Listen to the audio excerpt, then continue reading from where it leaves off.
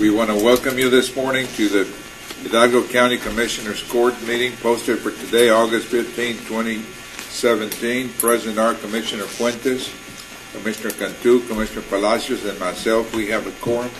Please join us in our Pledge of Allegiance. Pledge allegiance to the flag of the United States of America and to the republic for which it stands, one nation, under God, indivisible, with liberty and justice for all.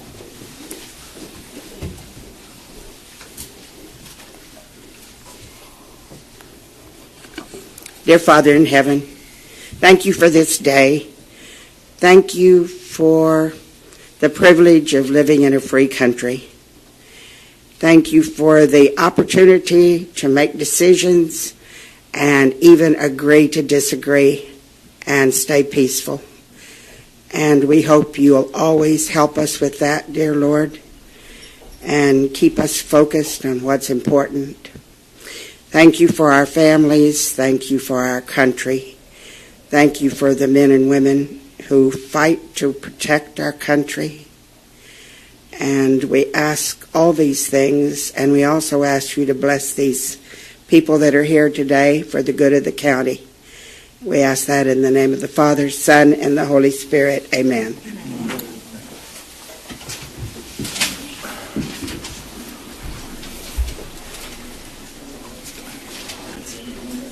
Our consent agenda, any concerns? There is one item, Judge, item 6A. Move for approval of consent agenda excluding 6A. Second. Those in favor indicate by saying aye. Aye. Aye. Motion carries. Requesting a no action on 6A. All right. Under 5A, I understand there's no action to be taken.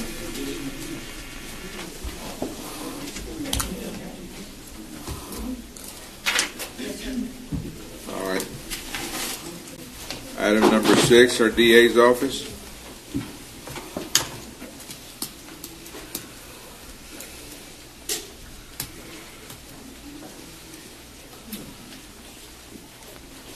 Good morning, Commissioner. Judge Rosalinda Cantu presenting for the District Attorney's Office. Item 6A, the DA Board of Prosecution Unit Grant Fund 1281. Number 1, approval to accept the Region 3 Border Prosecution Unit Grant in the amount of $419,434.57, effective September 1st, 2017 through August 31st, 2018. Move for approval. Second. Those in favor say aye. Aye. Aye. Motion carries.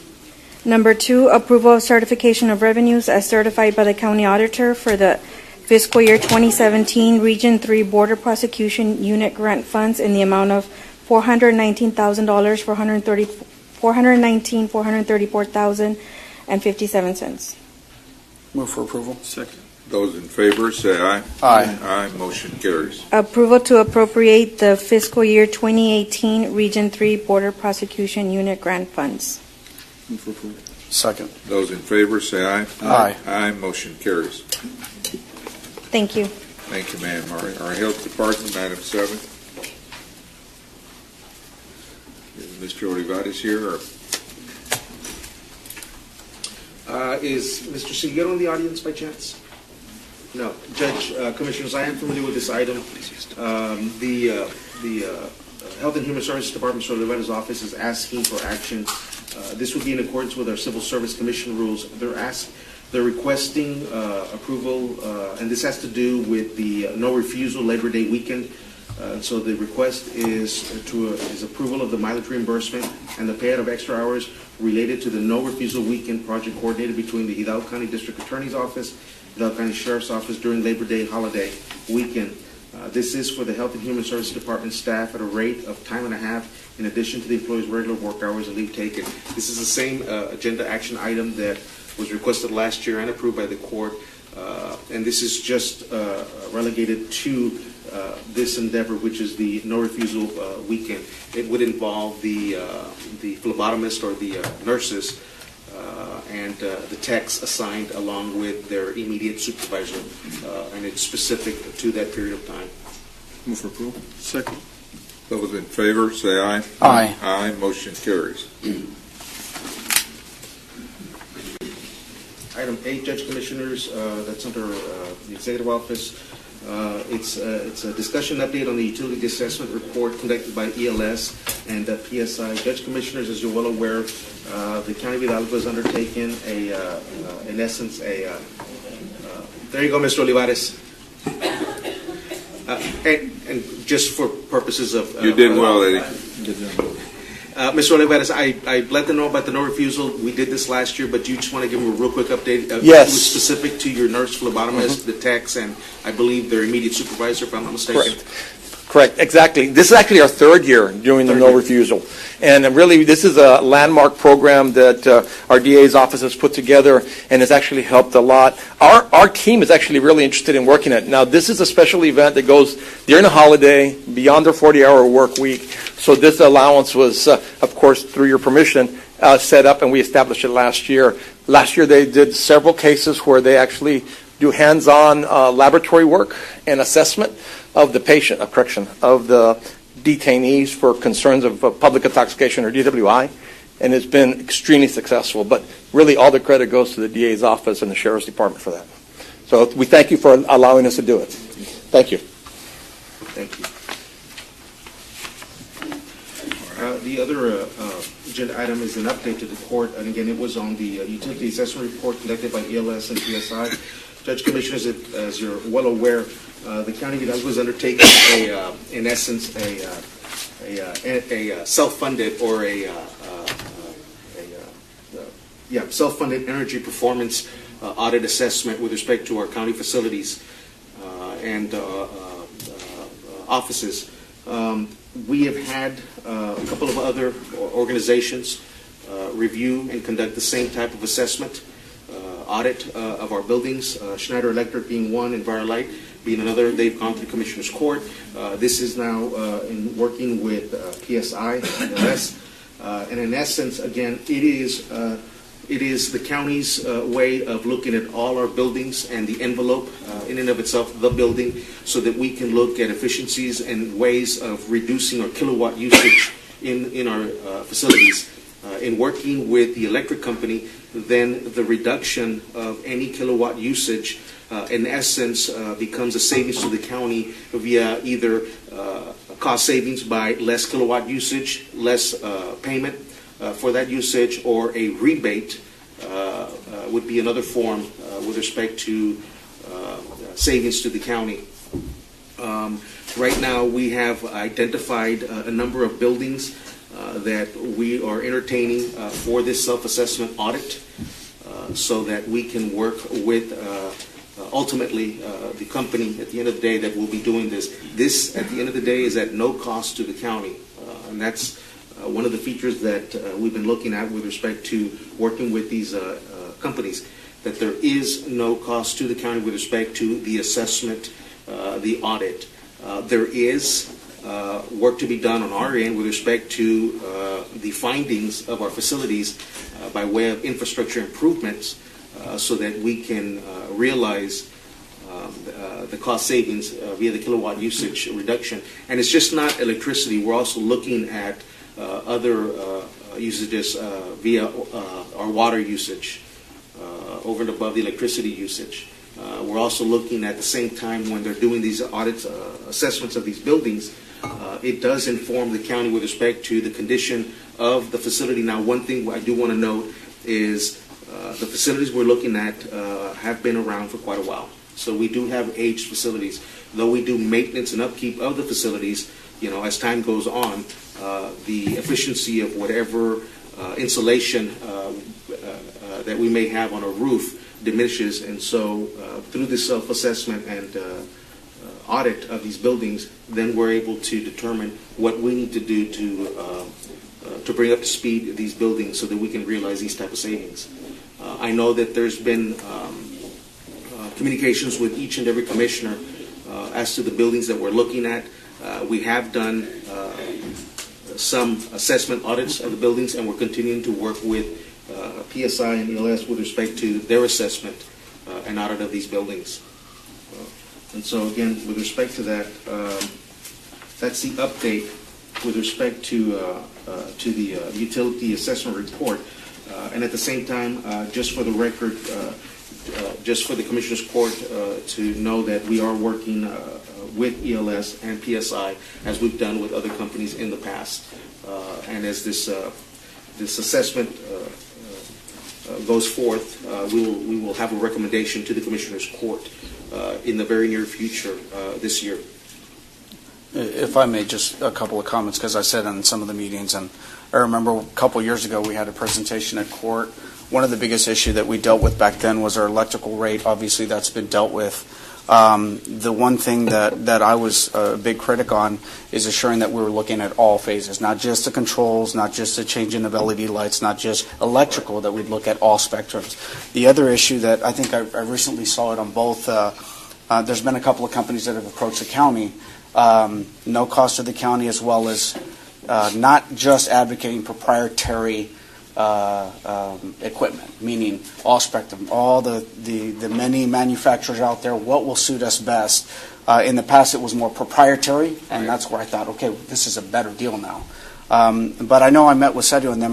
What I urged them is they developed all the metrics that allow us to evaluate the pros and cons and ensure that at the end of the day, we do a great job on reducing consumption. At the same time, it not be a cost to ourselves. So the benefit will go as through those savings we can pay for a lot of these upgrades.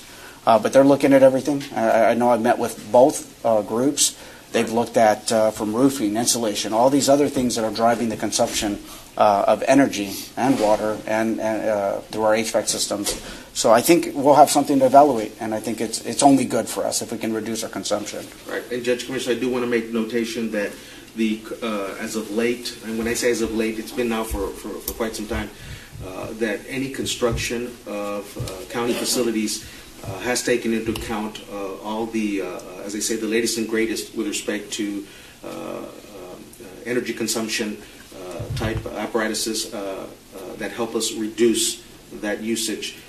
And the upgrades to our county facilities also take into account the endeavor that we're taking. So again, a couple of examples. We've used the low voltage LED. For 19 watts, you get the equivalent of a 100-watt bulb. We've used the automatic sensors with respect to our offices. After a couple minutes, they'll shut off if there's no one inside the office.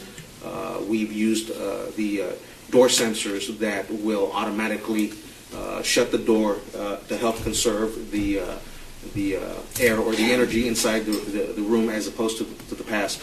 We didn't have the door sensors. If it stayed ajar, then you had an issue with respect to the air conditioning or the envelope of the office or the building itself. So we have and do consider and take into account those factors when we're upgrading and building new facilities. But this is addressing quite a few of our older buildings to see what we can do to help bring down that consumption rate. When will that be complete? We're hoping in the next 30 to 45 days, thereabouts, with respect to working with this current company and have a report. We are hoping to have a recommendation somewhere late October, mid-November. Commissioner, they're asking to have working meetings, I think, into Yes. next week, I'm certain.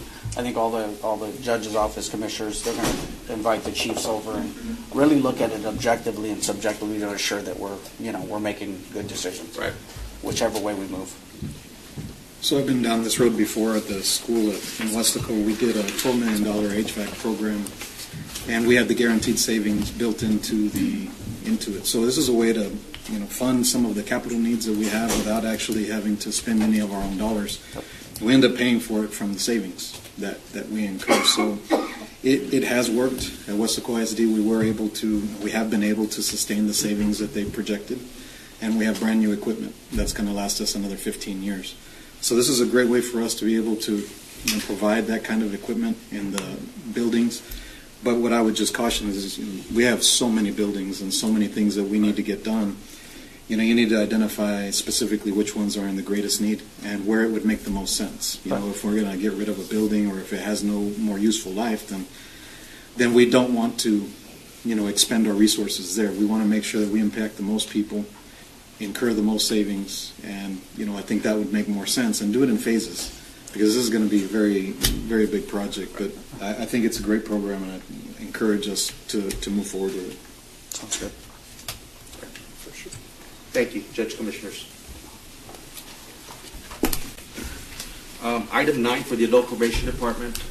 I don't see Mr. Patrick in the audience, but I have had communications with him. So if I may, for the Adult Probation, item 9A, and this is for the month of April 2017. It's approval of certification of revenues as certified by the county auditor for the DWI grant program income in the amount of $2,990. Move for approval. Second. Those in favor, say aye. Aye. Aye. Motion carries. With that action taken, they're asking approval to appropriate the DWI program income in the amount of $2,990. Move for approval.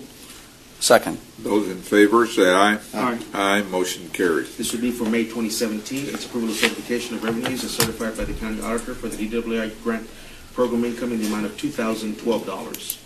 Move for approval. Second. Those in favor, say aye. Aye. Aye. Motion carries. Second action item would be the appropriation of those same DWI program income monies in the amount of $2,012. Move for approval. Second. Those in favor, say aye. Aye. Aye. Motion carries. Last action item for adult probation is for June 2017. Approval of certification of revenues as certified by the county auditor for the DWI grant program income in the amount of $2,420. Move for approval. Second. Those in favor, say aye. Aye. Aye. Motion carries. And item 2 would be the approval of the appropriation DWI grant program income in the amount of $2,420. Move for approval. Second. Those in favor, say aye. Aye. Aye. Motion carries. Ms. Yvonne? Sorry. Good morning, Judge. Good morning, Commissioners. Good morning, Yvonne Ramon with the Elections Department with item 10A, discussion, consideration, and possible action, including but not limited to the November 7th, 2017 polling site locations, hours of operation, and estimated cost for early voting and election day. Second. What was passed out to you, if you've had a moment to review, is what I was asked to present today, which is the total cost for additional hours 7 to 7. The total additional cost would be what you see there, $120,888. If for the City of Edinburg and City of Wesco, which were the two entities that did express sharing the cost, you can see each of the individual totals, which leaves the outstanding balance of $110,060. We've got two scenarios. The first is if this court decides that the county would pay the additional cost of the 7 to 7, and scenario 2, which the county would pay the outstanding balance minus, of course, Edinburg and Wesco. Those are the two scenarios. If you would like to look at the second page, which is our early voting sites, you will see that we went back, we reviewed all the estimates that had been presented before you. We reduced all the countywide costs. We revisited our poll sites, and I'm happy to tell you all that the Secretary of State did accept in finality. We are part of the countywide pilot program. We did receive notification of that. So we're taking all that into account as we, again, give you the early voting sites. You will see on that second sheet that each individual site has a cost by it, so that you can see, as I was explaining last week, Judge, you can see that the annex, which is number 5 in red, has a cost, and we're talking about the payroll cost of $44,976 versus, for example, number 21, which is the Church of Christ with $15,999. It's all based on the statistics that we keep with voter turnout. With that, we determine the amount of machines that we send to a location. With that, we determine the amount of workers that are needed. And it's all a process that we use in order to determine how many machines to send out, and therefore how much the payroll cost would be. Yvonne, just, Yes. Yes, sir. just a statement. Yes, sir. So the Edinburg Annex, we got the courthouse, we got the university. I know it's in the city of Edinburg, but I assure you we're probably getting voters, and you got the stats to show that voters are casting their vote at that location, they're coming from all over the place. Yes, sir, and that's what we're keeping the stats on, which is why the countywide is so important. Yeah, so it's kind of hard to say, okay, well, the Edinburgh Annex, being the fact that it's a City of Edinburgh site, that the reason you're having to staff it isn't because they're just casting their vote for the City of Edinburgh elections. It's the mere fact that people, they're within the vicinity of the annex, that they're casting their votes there because they're coming from all over the place. And so it's kind of hard to turn around and say, City of Edinburgh, just because this is your site and we're having to staff it this much, just because this is what it's costing to handle your election. When, in the truth, it's the highest voter turnout area, and they're not just casting votes for the City of Edinburgh, they're casting the votes for, countywide elections as well. Yes, sir, as So that's they where are it in all becomes- locations. There's some ambiguity in that. Yes, sir. Okay. I understand. If our goal is to allow voting from 7 to 7, not just in Edinburgh and Westaco, but throughout the county, Yes, sir. I don't think it would be fair to penalize Edinburgh and charge them anything, the $6,552 that the additional cost would be, simply because they pointed out the issue. I think we're looking at approximately $10,000 in additional cost. I frankly believe that we ought to just incur the $120,888 amount. Judge, I agree, but not because they pointed out the issue. I believe that Ms. Ramon had a point with respect to it being a constitutional election, that there wasn't going to be a high turnout. But the fact that Edinburgh and Westaco want to increase it to 7 to 7, since it's a nominal amount, I don't think we need to be charging for it. We can absorb it ourselves. It's a total of about $10,000. But I don't believe there was an issue. And if I could attest, my position is, I made the argument last week where, we have city residents paying county taxes as well, yet services are very limited. County services are very limited for city residents. I'm talking about infrastructure and all that. So I think if it's nominal enough, I think we should be partners to our cities and absorb some of the costs, because the biggest thing that we can do as a partner for them is help them, especially on the election side, so that we can help them in that process to ensure they elect. We don't disenfranchise voters, and at the same time we give them the best faith effort to try to handle their elections. Yes, sir. Go ahead. Just a lot of people can't go from 8 to 5, and we want to increase that ability, that accessibility for people to go out and vote, and we should be able to incur this cost and bear this cost. And since everybody can't afford it locally, I think that it is, our fiduciary or our responsibility to cover that wherever we can. So I'm in support of that. That's correct. Okay. And I've noticed the Boys Club of FAR being a voting site, and that's not going to work. Yes, sir. I was told. I've talked to them, and that's not going to work. So go ahead and put Pepe Salinas back on there. Yes, sir. Was it removed for particular reason? It only because we are trying to find locations that would better serve the number of machines that we have, the ADA compliance. Those are the issues that we were looking at, the concerns that we were looking at, but definitely I've already crossed out. And if this court decides to take a vote today on the sites, it will be with Jose Pepe Salinas. Okay, good. Now, it has plenty of room. It might be just an ADA deal there. Yes, sir. We will certainly continue to look at that. I didn't see any mobile sites. Is there an intent No, not sir. to use them? No, so we're looking at the margin of voter turnout. We're looking at cost to the county, the entities, and of course our taxpayers. And we hope to be able now to increase the voter turnout and certainly be able to address that. We will be taking, of course, the statistics on the countywide. We're hoping that in and of itself will give more accessibility to the voters, more time, and at any location. So it'll be interesting to see what those stats turn out. We know that our constitutional will not be a representative of what we know our primary and general next year will have, but it's certainly a start to train our workers, a start to train our community, to understand the changes. And so we hope to have this ample time during a constitutional to train our workers on the job, because being that it is low voter turnout, the workers will have ample time to be able to really learn the changes in procedures. Do we need to make a motion to approve it? What are we approving, the 120? the cost? What about the voting sites? You would approve the cost, and then, of course, we also have the mobile sites that, with the change of the Boys and Girls Club to Jose Pepe Salinas, and the hours, of course. I make a motion to approve all of that. Second. Those in favor indicate by saying aye. Aye. Aye, motion carries. Good luck. And just to be clear then, we will take the county paying the outstanding balance. Okay, that's true. Thank you very much.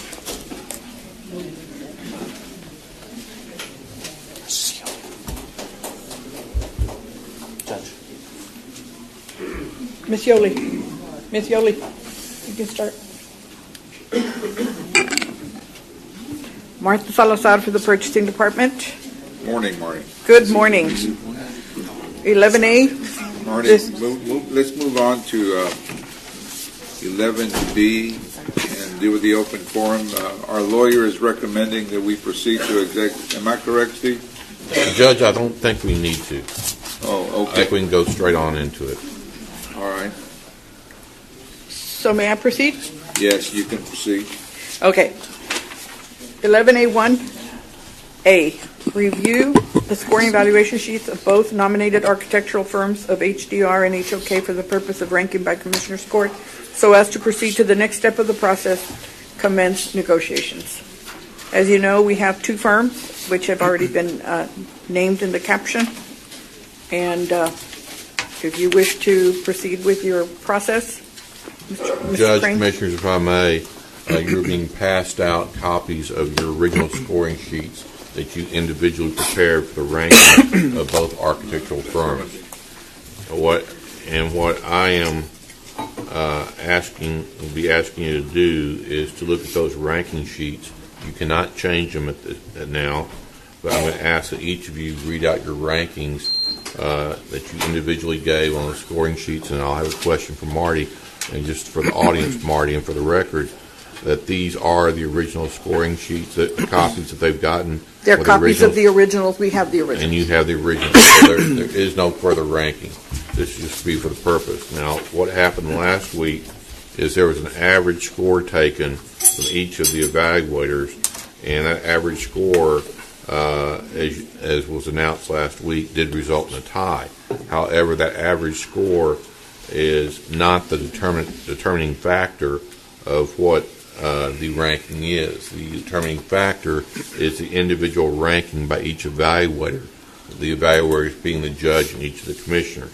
So what we will proceed to do now, with the court's consent, is to have each evaluator read their respective scores that they gave to each firm. And then each evaluator's scores will not, I believe, result in a tie.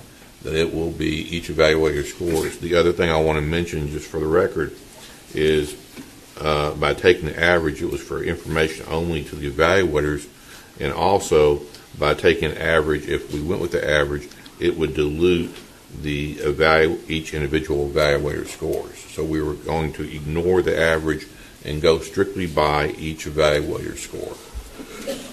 Is that going to be a new way of interpreting the scores then? Well, actually, Judge, there's another factor in here, too. I think what had been done in the past was when the Commissioner's Court did not actually rank the firms and evaluate the firms, and y'all gave it to your appointees. I believe the average score, all it did was be additional information to the court to interpret the results. But the actual evaluator's scores is what is determinative of the evaluation. But this is the first time in 11 and a half years that we're going to be doing it this way since I've been here. I don't believe that's the case. Marty, can you answer I that? went back, I did some research, and all I did the research focused was on architectural services. I started to do both architectural and engineer, because those are the two that are driven by 2254 very specifically. But I did go back on the architectural. The only time we've ever used the drawing and loft on architectural had been to select either a second or third. Well, I'm not ranking. talking about drawing of lots. I'm talking about using the interpretation that has been proposed Correct. by Steve. I mean, you looked at it, you looked at the evaluation sheets 5 different times, and 5 different times you announced we have a tie.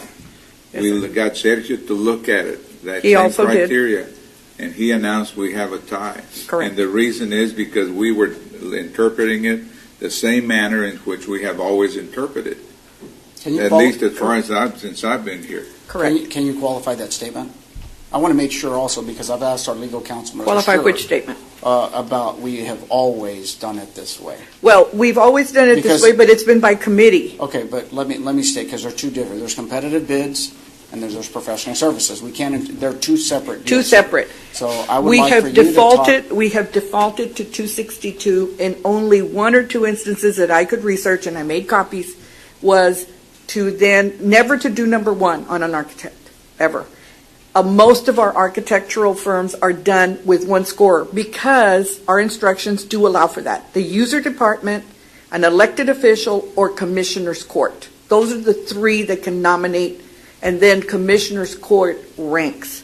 So- Okay, so, and most of the time, 95, 97, 98% of the time, it's 1 scorer. So we haven't had to do this. We've just presented the scores. I've asked you, do you wish to accept the scores? That's what I ask you. There's only been 1, and if I'm not mistaken, maybe 2, but for sure I know there was 1 where we had like grades for a second and a third, not for a first. And we did do that by lots. But you weren't the scorers. And that's the difference. Have you checked around throughout the state to Yes, see I how did. other people have done it? What I did was I put out, we have a, excuse me, purchasing association listserv. Everyone agreed with me that 2254 doesn't speak to it. They have defaulted to drawing of lots. Most of the time, though, the drawing of lots is for bids if you have 2 bids, but they have drawn lots on a, they say they default, they never said we've done it for an architect. My notes here are that Grayson County has Jefferson. has gone that route, Ector County has gone that route, and Jefferson has gone that route on 3 different times. Correct. And I sent you what I received. They've defaulted because, as they said, it doesn't speak to it, 2254. You say they But they defaulted, all have they- they have committees. They didn't mention in their emails that they do present by committee. Well, Marty, if we were to follow the new rules that you're proposing or that Steve is proposing, we looked at the evaluation sheet, which I don't have here with me, but here it is. The evaluation scores for the program manager. And if we were to follow the new rules that you and Steve appear to propose, we would have a tie, because there we had two of the members of the court going one way, 2 going the other way, and one of them giving him the same identical score. So it was a tie. For that particular score, yes, they Well, would. yes, but I mean that we can't go around using some criteria to pick one, and then using another criteria to pick another professional. We got to be constant. We got to maintain the same rules. We can't be changing rules in the middle of the game. Judge, I do Can I address understand. that? Go ahead. Can I address that? First of all, let me start by saying there are no cases. So I contacted the comptroller of public accounts, which does all the trainings for every state agency in 2254 and also in 262, which are the bid statutes. The director of the division and I spoke for probably 15 minutes, and her comment was this: under 2254, there is no way there can be a tie. And so I asked her to explain that, and she said each each evaluator's score stands on its own. They are not to be averaged. And so if each one stands on its own and you have an odd number of evaluators, then she said there is no way you can have a tie. Well, what's the name of that lady you talked to? Or I can get it to you, Judge. It's a female. She is the director of the division. I believe Jonathan spoke to one of her underlings, and then I called back, and I'll get you that name. I don't have it with me, but it's the supervisor of that department. All right. Well, we talked to, or I believe Jonathan talked to a lady. Well, Jonathan, why don't you get up here?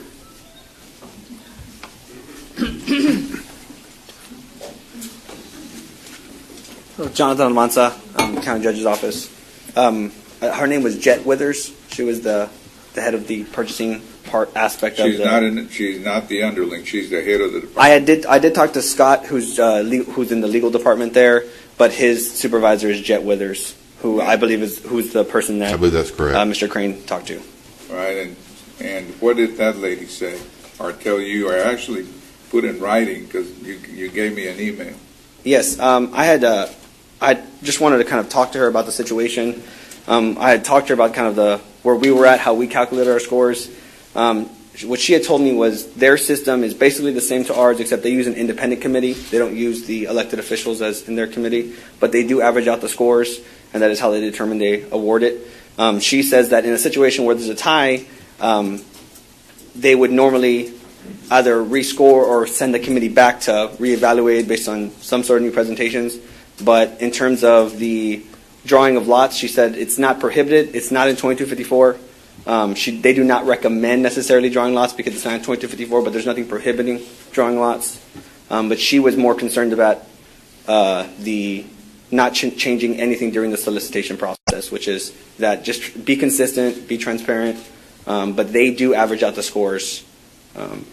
They tabulate every person's scores for each firm, and they average them out, the highest, which would get the #1 ranking. Do you have copies of this email she provided to you? I do not have enough for all the commissioners, but I can go make copies and provide them, yes. And her main concern was, like I said, just not being consistent, not changing. And I did inform her about what the other counties had done, and she said, like I said, I can't tell you that that's the wrong way to do it. It's not in 2254. Yes, I can get copies, though, from Can y'all give it to Julie? I can go make copies real quick. Can y'all define what you mean by drawing of lots, just for the public? So, we're not proposing the drawing of lots. Well, then why does it keep coming up? That's why I'm asking the question. That's one of the options. But can we define it so that we understand why both of them have brought it up? I want to know what that means. Drawing of lots is in a competitive bid aspect. If the two bids were the two lowest bids and the best bids would be the lowest, then they would be picking out of a cup. That is. But that is not at all. Yeah, this is not a bid. This is no. This is not a competitive bid. Okay. The question was presented was what are our options in a situation like this, and that's just how other counties had done it. That is not necessarily the right or wrong way. Now, if I may inject some additional information here, it also, in my attendance to different seminars, there's also the fact if a scoring sheet is incomplete. If a scoring sheet is incomplete, it can be not accepted. Now, in this case, we accepted them all.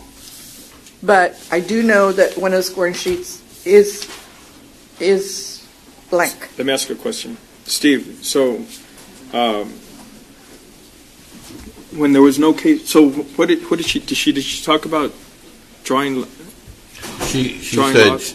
In my conversation with her, she said 262, as has been stated, relating to competitive bids, does provide for drawing of lots.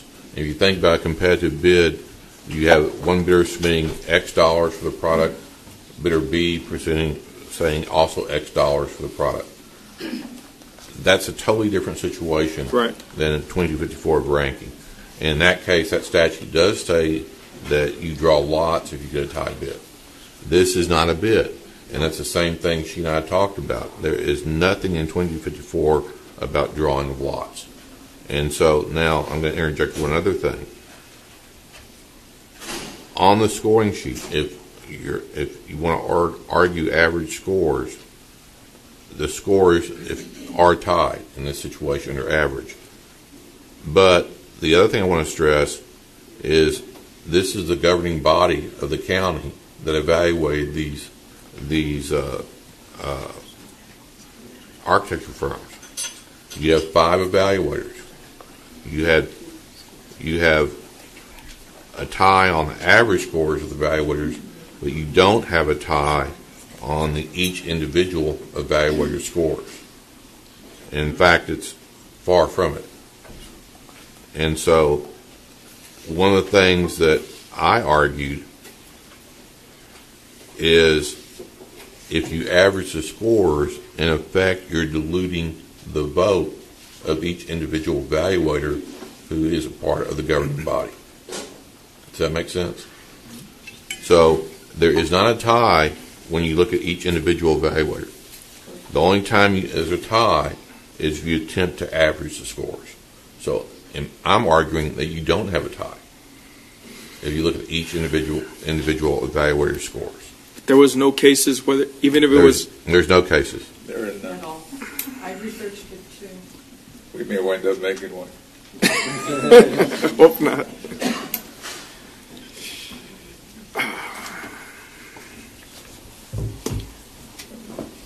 But I'll also say, if you think about it, whenever y'all vote on any matter, each of you has one vote. And I don't see how it's any different here that you each have one vote. Because in effect, when you've scored these sheets, that is your vote for this ranking. Then maybe we need to do the program manager all over again, because according to that. But that's an RFP, Judge.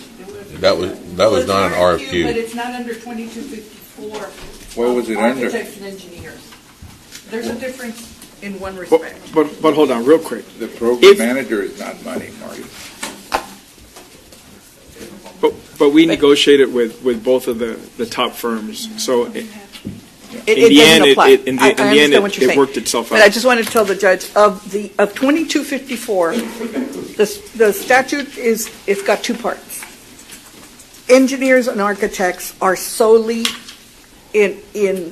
solely by demonstrated competence. If you attempt to engage them in any other way, it's null and void. Now, all those other professional services. What was different in the way we evaluated the program manager?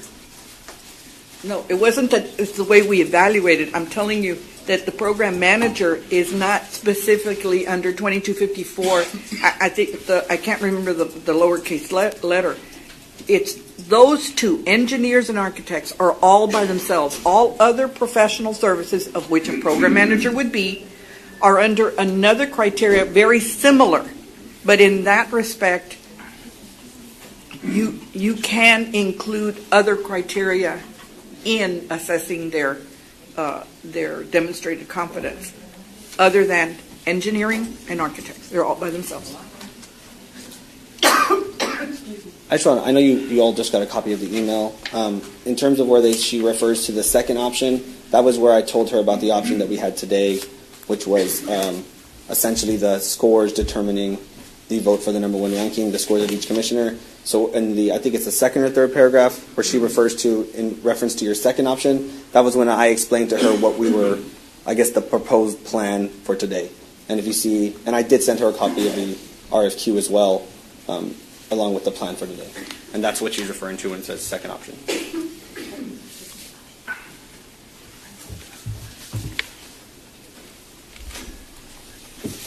I think the way to proceed may be that we vote on what procedure we're going to be following, and then we follow that procedure. Marty, how long have you been in purchasing? 25 years in purchasing, Steve, 33 years. how long have you been our county attorney? Look, I'm going to rely on the law. Here, I'm going to rely on the process and the law. So I would think, I'm not a purchasing expert, I'm not a legal expert. I think that you have to lay the rule, the law, and everything that you can possibly give us right now to do as to what the judge is requesting. Because I suggest that's the only way to go. Regardless of the history, we have all, things change, and, these circumstances don't normally come up. But I'm going to rely on your professional experience, as well as I'm certain you had a lot of time to look at this, as well as Steve, and make recommendations to the court. I had sent the judge, and I also had sent it to Mr. Crane. If you look at the original RFQ, this is the RFQ that goes out annually for the approval and adoption of qualified pools from which you all can nominate. Elected official, commissioner's court, or the user department. The second part of where it comes to the scoring, the second part says the grid will be presented to commissioner's court. It doesn't specify in what format the grid will be presented. So the grid can be presented by the individual, which we've given you already. It doesn't say you average it or that you give totals. So I don't believe you would be deviating at all from electing to go one way or the other. But on top of that, 2254 does not speak to how you break a tie. So I think that the grid becomes now the essential part of what you're going to use to rank, and I agree with Mr. Crane. So you have these scoring sheets. Did you prepare a grid based on? It's the original grid. I have it, but it's what he's proposing is each one of you by your scores determine who would be ranked 1 and 2 on your individual scores. Okay. No, we have one member of the court missing today. We have a copy of his scores. I guess that would be read out by someone. If that's the route you're going to take. One last question, well, for me, Jonathan. So she had, this lady that sent this email, she had the RFQ in front of her? Yes, I sent her the RFQ and Mr. Crane's proposed plan for today.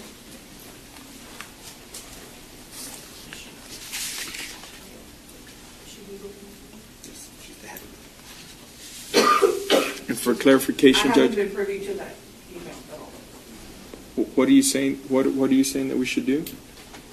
I think we need to vote on what procedure the majority of us want to follow, and act accordingly. I mean, there's no law out there, but I do know that. Well, I was going to ask Marty, in the 25 years that you've been here, have we ever selected a professional in the manner in which you and Steve are now proposing that we do?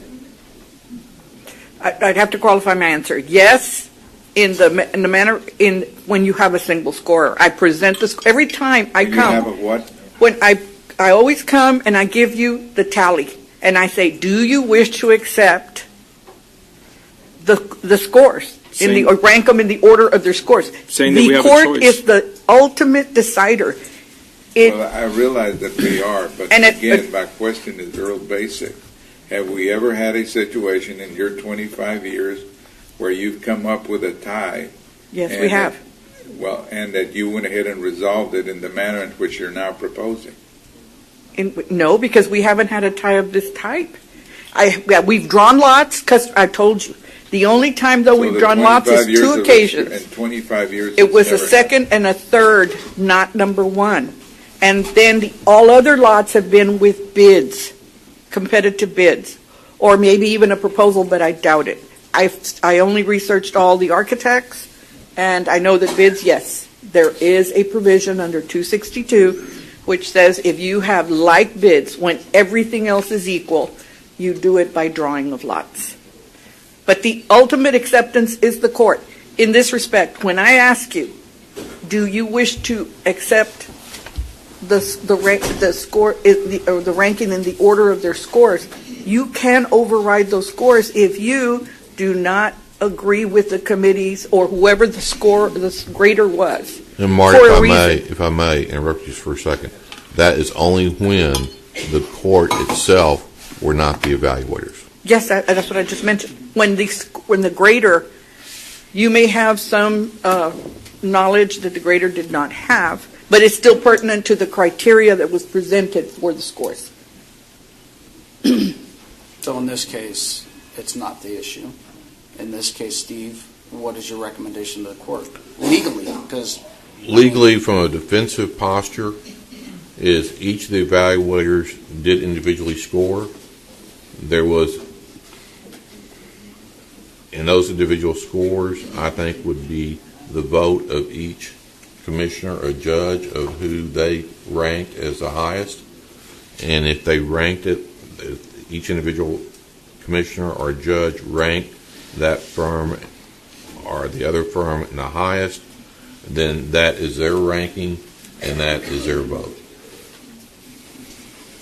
and that complies with statute and all. Well, what statute does that comply with? 2254. Which is silent. Well, 2254 is silent, as I said, only to drawing of lots. And if you think about it, it makes sense. If you've got a tie competitive bid, there is not any analysis of the bid. It's just product A is going to cost you $5 if you buy it from our company. There is no analysis. That's what it costs. Here you have to, first of all, and just for so everyone understands, that in 2254, you don't talk about price or anything. All you talk about in 2254 and analyze is the qualifications of the firm and who the evaluators believe is the most qualified firm. Yeah, you take the most important thing. Well, commissioners, whatever the majority wants, I guess we need to act on it. But I just feel that there's something just inherently wrong with the fact that we have, it just basically appears like we're changing the rules in the middle of the game, and that. The only problem I see, Judge, is what are our options? If our options were in this order, score it, average it, we've been through that.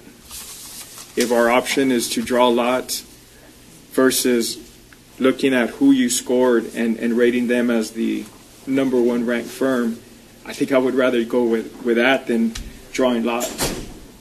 I mean, basically flipping a coin rather than paying attention to the scores. Now, if there's another option, I mean, what's the other option? With that one, we don't change our scores. We don't go back and change anything that we've already done. We've scored it one time.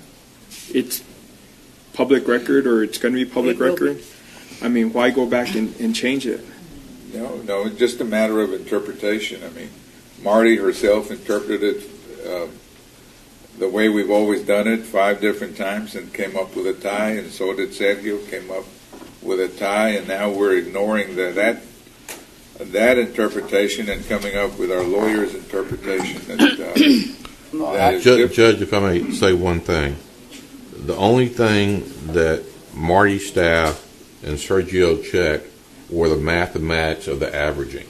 They didn't go back and go into each individual scores and check that, because there's nothing to check.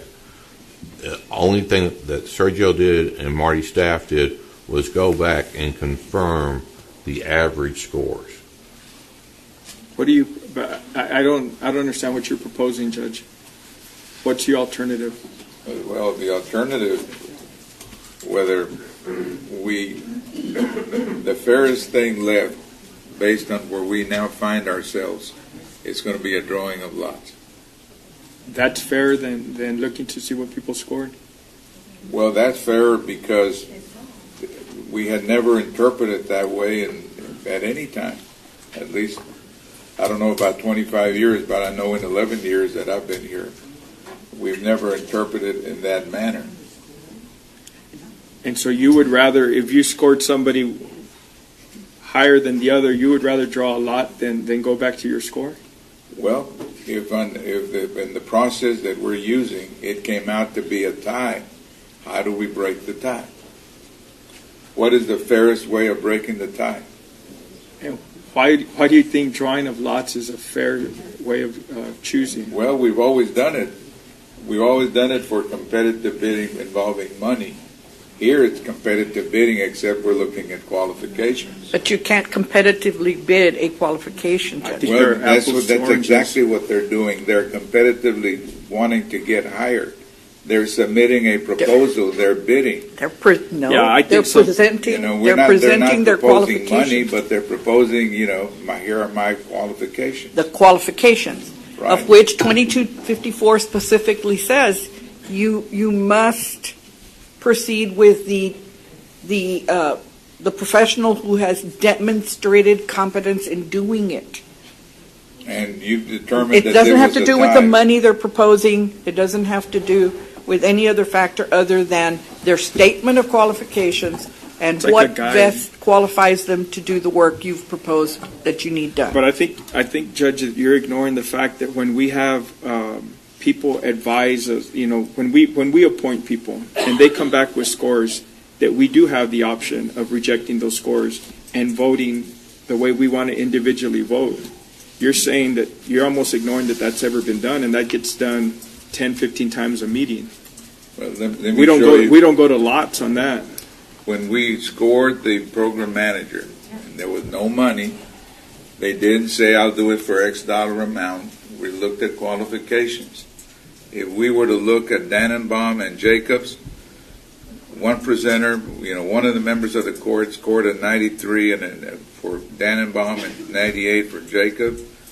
And the next one, the 98-85, 98-84, and then 98-98, he liked both of them equally.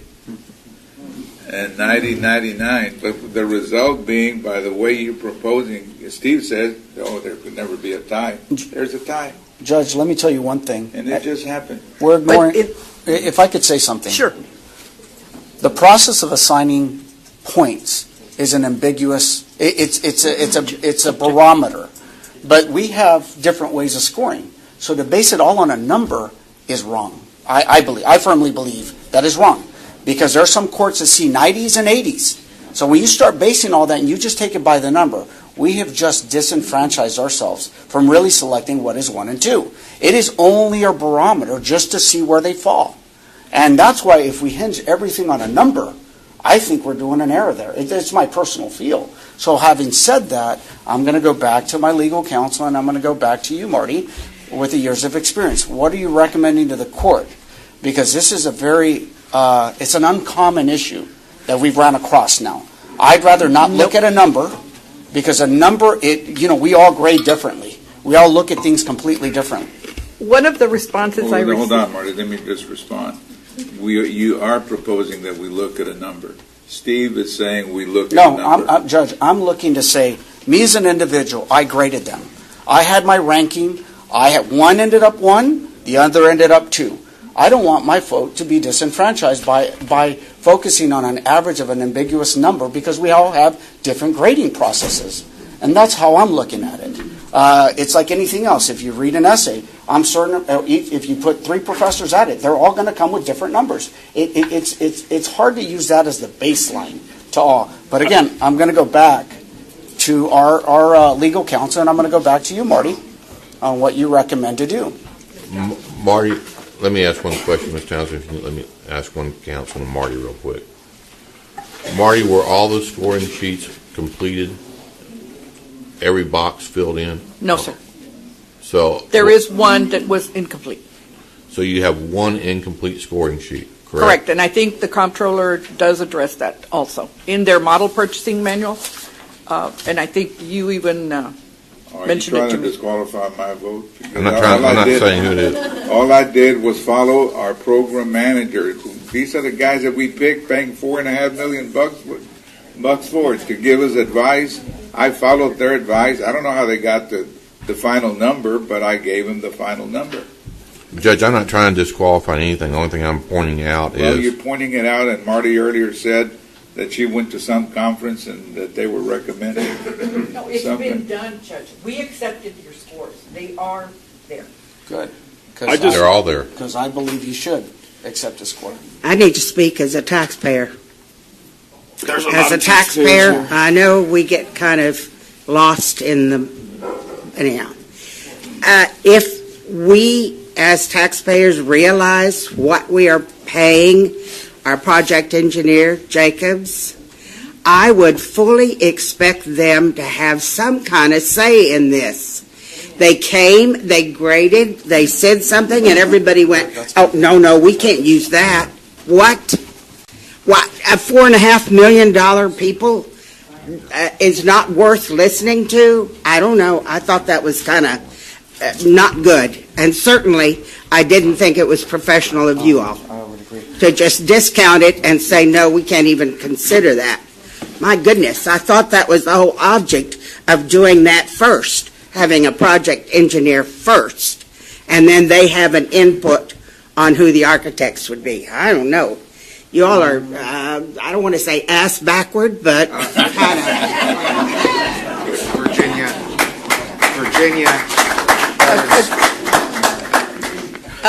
The provision under the program manager's contract was basically to assist the court. It is the court's ultimate decision. I don't believe the court can delegate the authority to vote for them, to vote as to who it's ultimately there.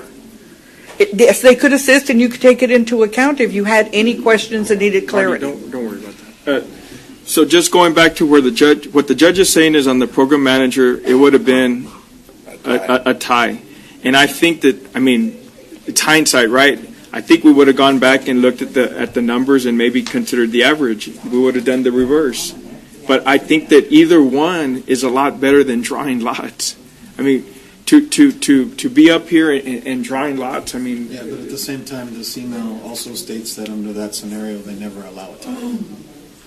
They wouldn't have allowed a we would have made a motion a second. It wouldn't have gone through. No, somebody would have had to change their score. That's to what I mean. 1 or right. 2. They wouldn't have allowed a tie score.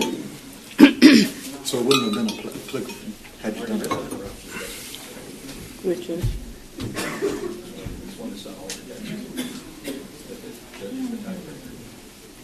I'm sorry. That's on the vote, not on the score. Yeah, That's that's vote, not score. Only if they ended up with 2-2. That's on a 2-2 Two tie. ones and 2. One more thing I'll point out is on average, like I said, you do have a tie. But on individual evaluators, you don't. Say that again. On the average score, you do have a tie. But on the individual evaluator scores, you don't.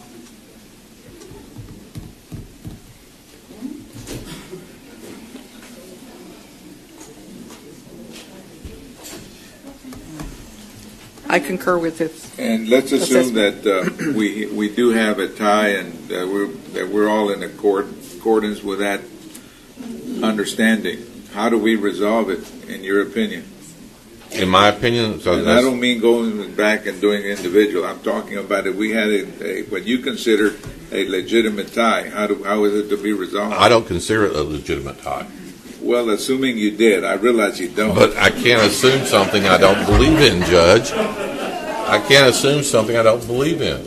I'm looking at, you have 5 evaluators. Each of those 5 evaluated and scored the 2 firms. And each one of those, since y'all are the governing body, you cannot accept or reject the scoring grid. As though what Marty was saying, if you had somebody other than the court evaluating committee, and she brings it up here and says, do you want to accept these scores? Well, there's nothing, you don't have that luxury here. Y'all were the evaluators, and each of y'all evaluated the firms, and each of y'all ranked the firms 1 and 2. And right now, without disclosing it, there is not a tie if you look at each individual evaluator's scores. Go ahead. Yeah, the problem was that we based it on and we reported a score when we really didn't look at everything. I think what should have happened is enough time for legal, purchasing to look at all facets of this scenario to assure that at the end of the day you're advising the court properly. And so there's a lot of misconceptions and there's a lot of misrepresentations out there, which isn't fair to the system. The system is what it is. We've had everybody look at this. You've looked at it, Steve. You've looked at it, and at the end of the day, we got to rely on our professionals to guide us in this position. I don't believe that we need to regrade this thing. I think the scores are what they are. But judges even saying to regrade it. He's saying to pick a lot. But if I do, I'm saying we go back to the old system of Judge, pick the prettiest girl in the room, Virginia, you're up, and let her pick a lot or something. Judge, the problem with that is that that's what you're recommending is by lots. If under our system we have a tie, that implies that we as members of the court believe that we've got two equally qualified firms. And now we got to come up with a way of breaking the tie. We can have the principals come in and arm wrestle. That's not very good. I still like the idea of having a pretty girl come in and draw the lot. So basically, you're recommending picking a lot. I'd rather go by the score that we've already have in place and choose that way. It's better than flipping a coin. So what do we need to do? If you're going to go that route, then each one of you would read out based on your score, individually, who number one is and who number two is. Before we do that, Marty, do we have a tie based on the law and the way you interpret the process? Do we have a tie based on what we just did? All the circumstances, not the hypotheticals. Do we have a tie? And I'm going to just qualify my answer one way, that I took into account everything we've always done. I did the research. I did consult with legal counsel. I understand what he is saying, and it is perfectly clear to me that given the fact that you are the ultimate deciders, you, the court, and you were the scorers, I believe the individual precinct giving their scores is the way to go. Steve? Go back to who is who were the graders. 2254 says you are to select the best qualified. What is a better indicator than for each one of you to tell us who the best qualified, given their statement of qualifications, their presentations, and the answers to the questionnaire that was sent out? It can only be based on that. And Mario, I'll add, and the questions each of the commissioners and the judge asked the proceeding Correct. firm. That got any clarity that you all needed to make that decision. What would be wrong with beginning the presentation process all over again, but waiting until Commissioner Flores is here? And then do what? And here, I mean, we only heard from our program manager for 15 minutes or less. I mean, that we might want to be getting some more information from them as to why they're recommending one firm over the other, and we may want to be have the opportunity to question the different firms, and just do an up or down vote without having to limit ourselves to this criteria. But the up or down vote is almost the same thing. I mean, we could do an up or down vote now. I think any vote that's taken is got to be substantiated by what we put out as the criteria. Yes, sir. Thank you. There's one option that really hasn't been considered. That's done all over the state of Texas, and I'd like to ask the legal counsel that does the county judge have the legal authority to break a tie? This is not a situation, in a true vote he would, but this is not a situation that would be under your scenario. So because all I can tell you is, if you look at each individual evaluator scores, there is no tie. Okay, so this isn't a true vote? This is a ranking right now is what we're trying to decide. Okay, no, you just said if it was a true vote, so you're saying this I'm is saying a true if vote. it was not under 2254, we had individual rankings, and it was a vote of whether the county should proceed with paving X road, that would be what you're talking about. Okay. Here, we're under 2254, and the individuals are already ranked, and each of those people, if you want to think of it this way, if you want to think of each individual is already ranked, that's who they've decided who is number one. There is no tie. Okay, so you're sure, under this format, that he does not have that authority? I I will be giving that information to the court, but to answer you, yes, he does not have that authority. Okay, thank you. I'm sorry, just for the record, state your name, please. Just for the record. Yeah, Jeff Bradley, National Director of HOK's Justice Program. Oh, thank you. Thank you. So if we move forward with Steve's recommendation, how do you want it to do? How do you want Before us we to do move forward, may I ask that we adjourn in the closed session under 552.071 or 551.071, legal consultation with attorney. Okay. Some, Well, hold on. well, didn't You're going to read it or go for it? Second. 551.071. I need a motion to that effect. I made the motion. Second. Those in favor, say aye. Aye. Aye, motion carries. We're going to be in executive session for hopefully a short while. And Judge, just for clarification, as I was walking out, I wasn't sure if I named scenario 1 or scenario 2 on your vote, and it needs to be scenario 1, and I just want to put that on record. I just want to put that on record, that it was scenario 1. All right, thank you, ma'am. Thank you. We're now back in open session. Judge, Commissioners, if I may, let me just take care of that one open session item. Under open session, just for the record, Ms. Josephine Ramirez's office, Civil Division of the Assistant District Attorney's Office, or the District Attorney's Office, will be representing and handling for Hidalgo County case number 7.09CV23, United States of America versus 0.78 acres of land, more or less situated in Hidalgo County, state of Texas, in the United States District Court of Southern District of Texas, McAllen Division. The suit does name one individual, Champion III, but Ms. Ramirez's office will only be representing the interest of Hidalgo County. Thank you, Judge, Commissioners. All right, sir. All right, we now go back to our item number 11A1. A. Because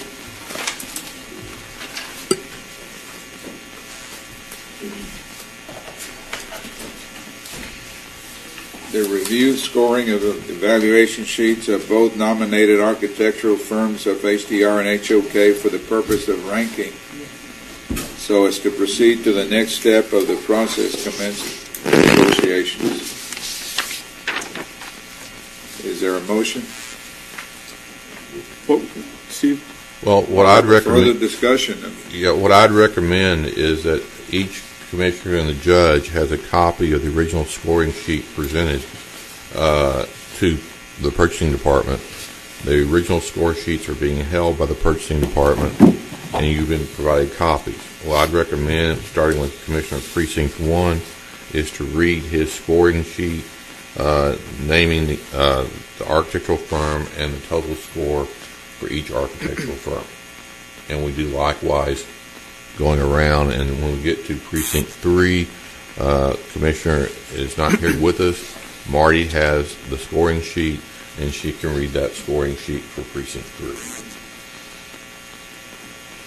So I ranked HDR as number 1 with a score of 98.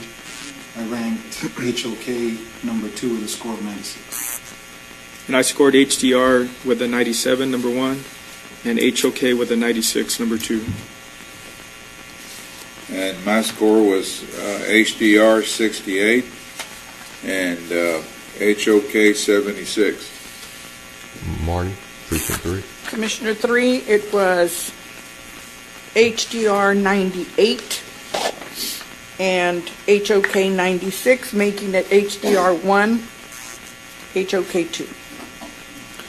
And I scored HDR at 95, and HOK 92, making HDR number 1. And Marty, you have all those scoring sheets, correct? Yes, sir. Based on those rankings, if you go by each individual commissioner's and judge's score and not average, who is number 1 from? HDR number 1, HOK number 2. So you need a motion? If that's the way you want to vote. I make a motion for approval, ranking HDR number 1 and HOK number 2. Second.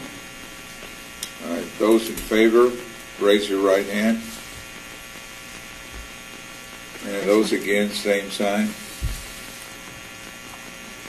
Motion carries. You know, somebody passed me a cough drop a few minutes ago because I was coughing, and I asked them if they had a cyanide pill.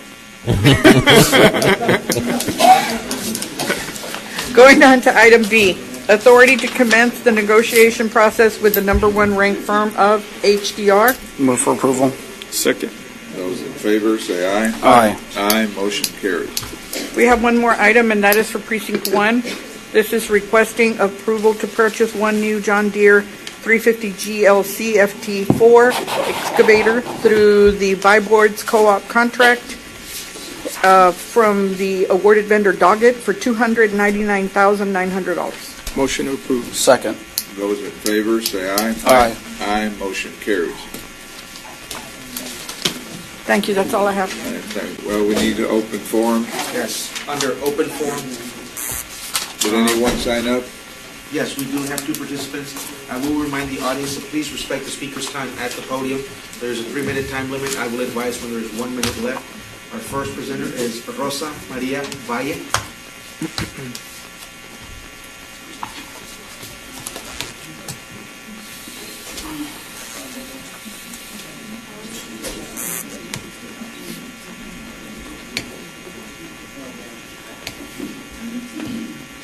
Buenos días.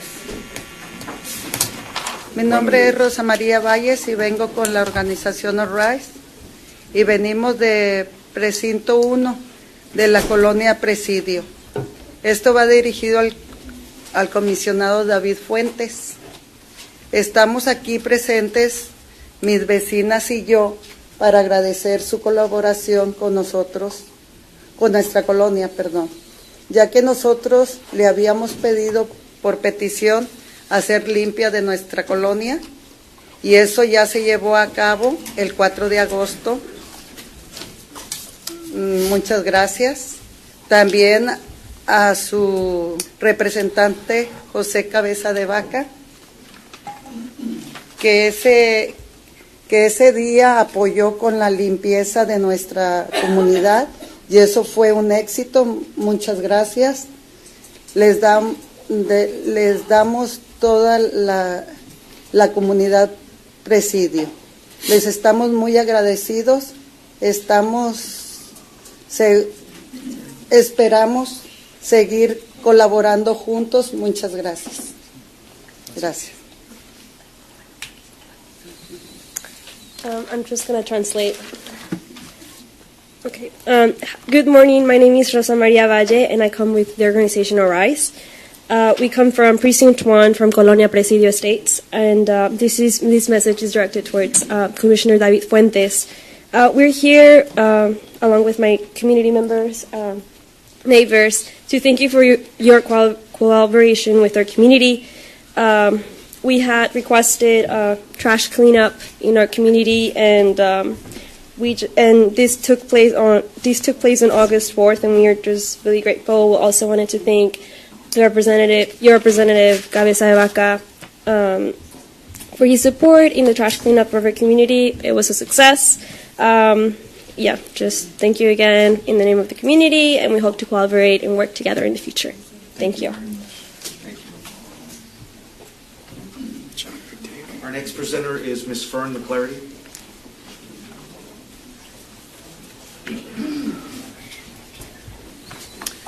I'm really shocked today. First thing I'm going to request is that y'all fire Jacobs, not for anything that they've done, but it's that you don't. They were hired after we fired the other company, Dannenbaum, to do a job, and they gave you what they thought, and y'all just kind of forget it. Also, I looked up and checked and found where maybe y'all should call Mecklenburg. I'm not sure how Mecklenburg County, North Carolina, and ask them about a lawsuit that was on the company that you just voted on. Also, I looked up the campaign finance, and ERO, HDR paid. I did not look up, couple of you, I didn't have enough time, but Precinct 2, $9,500. And Joseph, I looked up yours, and ERO and Godinez and HDR paid just that company over $19,500 in campaign finance. I don't base And any of my decisions on you want to any look? on My any thing campaign. is, when you get paid by any of these companies, and I pulled up different ones, not just these, that look at, they do get contracts with the county, and I understand.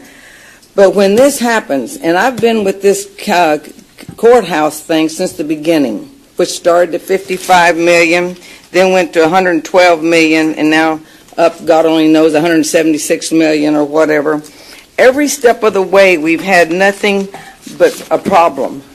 And I don't know if it's God telling y'all that maybe y'all better back up and wait a minute or something, but the people are going to have to pay for this. And the decisions you just made, and I told the gentleman from Jacobs that I was after his job, because I don't see why we need it. I remember the county judge and y'all saying when y'all were changing over and hiring them, we know nothing about building a courthouse. You're the one that's going to do this. And today, thank you, Judge, for at least doing what you said. You did give it to the project manager. I am absolutely floored at y'all. Just unbelievable. I can't believe y'all were talking about flipping, and then you did it this way. Unbelievable. Thank you. We do have one other presenter who I believe signed up on the wrong form, Mr. John Henneberg? Yes, sir. I was speaking at the workshop. At the workshop. So we have no more presenters, Judge Commissioners. Move to adjourn, Commissioner Court. Second. Those in favor, say aye. Aye. Aye, motion carries.